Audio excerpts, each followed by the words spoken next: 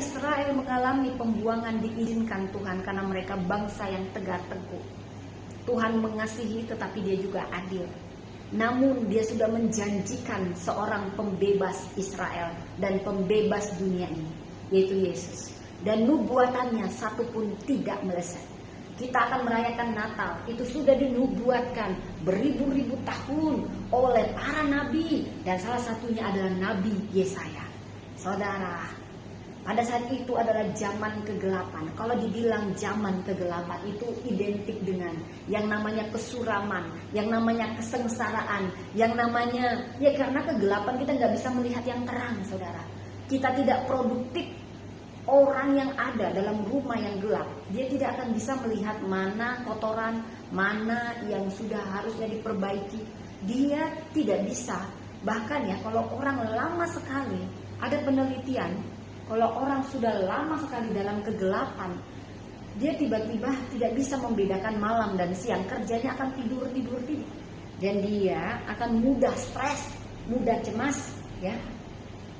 Kegelapan itu juga bisa didefinisikan sebagai keadaan yang kurang ilmu, ya, kebutaan, kejahatan. Dan saudara, bagaimana kamu bisa mengatakan itu terang yang besar kalau bukan karena ada latar belakang yang gelap?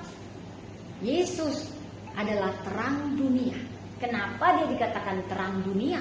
Kenapa tidak dikatakan raja dunia? Ya, dia juga dikatakan raja segala raja. Tetapi kenapa Yesus mengambil gambaran? Bila kita baca di Yohanes 8, akulah terang dunia.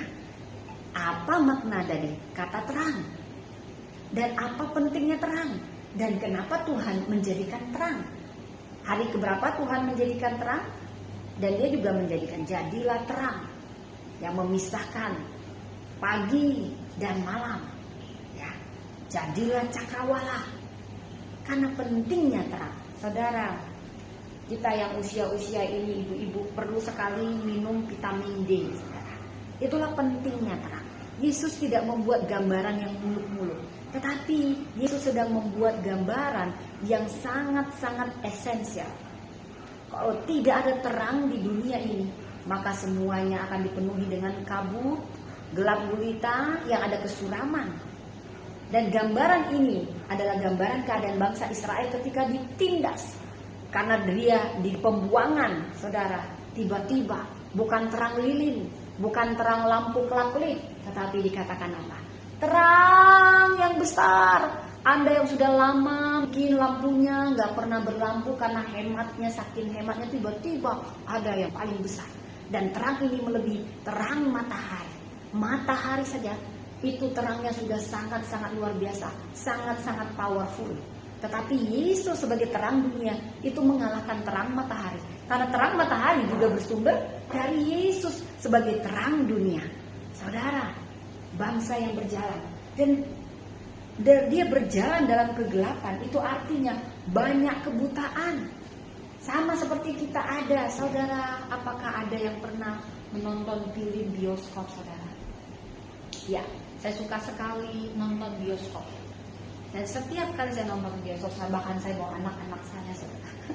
Jadi saya tidak tahu kalau saya hanya penonton tunggal, pemain tunggal, saudara. Karena saya juga telat datangnya, saudara. Saya bisa menggambarkan dari ayat yang berkata, dan bangsa yang berjalan dalam kegelapan, dalam melihat terang yang besar, itu mah kalah semua.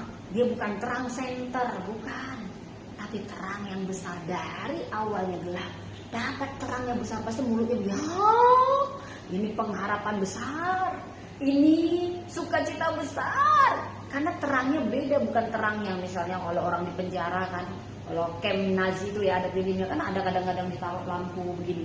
Nah itu terangnya kalah. Itu kan juga kegelapan dalam kegelapan disinari gitu ya. Biar kalau ada orang yang lagi manjat tembok, kena sinar. Nah, tapi ini tiba-tiba terangnya itu terang besar. Dan bukan terang untuk melihat adakah yang melarikan diri, bukan. Tetapi terang yang memberi pengharapan besar, yang memberi kedamaian. Saudara, saya masih ingat untuk gambaran berjalan dalam kegelapan. Saya pernah ada dalam kegelapan. Kegelapan bioskop itu benar-benar ketika saya nonton di teras kota itu benar-benar gak ada cahaya, saudara. Karena supaya fokus untuk pemutaran filmnya, saya datang telat. Jadi itu sudah mulai acaranya. Saya pikir orang banyak, pasti sudah ada lah duduk walaupun tidak penuh tempatnya.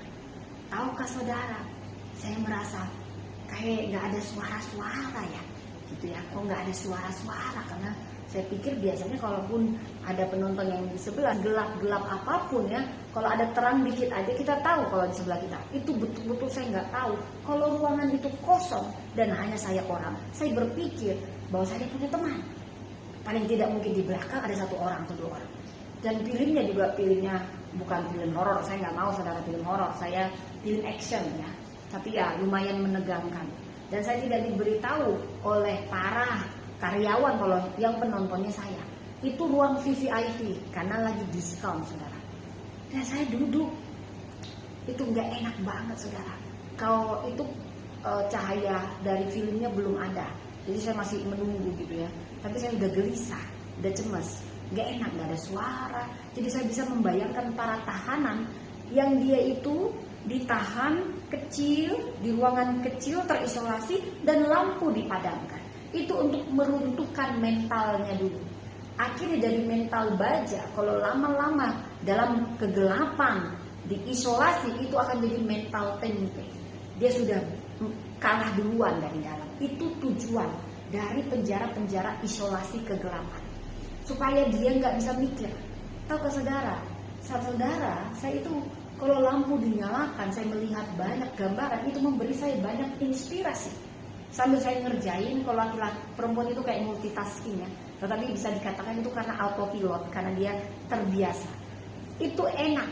Saya begini itu inspirasi datang. Kalau terang, nah itulah gambaran kegelapan. Anda bisa membayangkan orang Israel dalam kegelapan, tidak ada pengetahuan, tidak ada penerang, tidak ada petunjuk. Semua main hakim sendiri, semuanya dengan kemauannya sendiri, saudara. Tetapi tidak ada yang namanya sukacita. Lalu tiba-tiba ada terang besar. Saudara bisa bayangkan, saudara? Dan terang besar hanya terlihat dia terang besar ketika latar belakangnya gelap. Sama seperti di bioskop itu, saudara. Nah, ketika mulai lampunya dinyalakan, saudara, untuk pemutaran film, barulah saya bisa lihat ternyata hanya saya sendiri dalam ruangan ini. Lalu saya teleponlah mama saya. Saya nyalakanlah HP saya nyalain gitu ya, supaya agak itu membuat saya nyaman. Daripada gelap, saya tiba-tiba takutnya ada ternyata disosok gitu ya. Saya nggak takut hantu sebenarnya, saudara, tapi saya malas, saya itu lebih suka nyalain lampu. Jadi kalau dalam ruangan mungkin Anda pernah mengalami, tapi saya mengalami, saudara. Apalagi saya itu bersama anak saya. Anak saya nangis saja. Itu kalau saya lampu saya nyalain, anak saya diem, kemudian saya putar lagu rohani. Karena setan itu suka kegelapan. Dia suka menggelap-gelapkan. Kegelapan itu gambaran dari dosa. Kegelapan itu gambaran dari pelanggaran yang mau ditutup-tutupi, saudara. Tetapi terang adalah gambaran dari pengetahuan, gambaran kesejahteraan, gambaran kemakmuran, gambaran jaminan. Dan itulah mengapa Yesus disebut terang dunia. Harusnya yang jadi terang dunia apa? Kan matahari ya. Sumber penerang itu matahari. Banyak manfaatnya untuk kulit, untuk kesehatan, untuk metamorfosis. Tetapi terang yang sesungguhnya, yang bukan hanya menerangi secara jasmani, tetapi juga rohani, hanyalah Yesus. Tetapi itu seperti matahari yang memantulkan terangnya untuk malam, ya lewat bintang-bintang, lewat bulan, dan dia memantulkan terangnya lewat kita para pengikutnya. Jadi dia mengambil contoh yang sangat-sangat esensial penting dalam kehidupan ini, yaitu terang. Itulah kenapa dia mengatakan, akulah terang dunia. Dia tidak disebut terang dunia, tetapi dia yang mengatakan, aku terang dunia. Terang itu begitu penting dalam kehidupan. Itulah yang sepenting itulah aku bagi kehidupan engkau anak-anak. Saudara, engkau telah menimbulkan banyak sorak-sorai dan sukacita besar Engkau telah bersuka cita di hadapanmu seperti sukacita di waktu panen.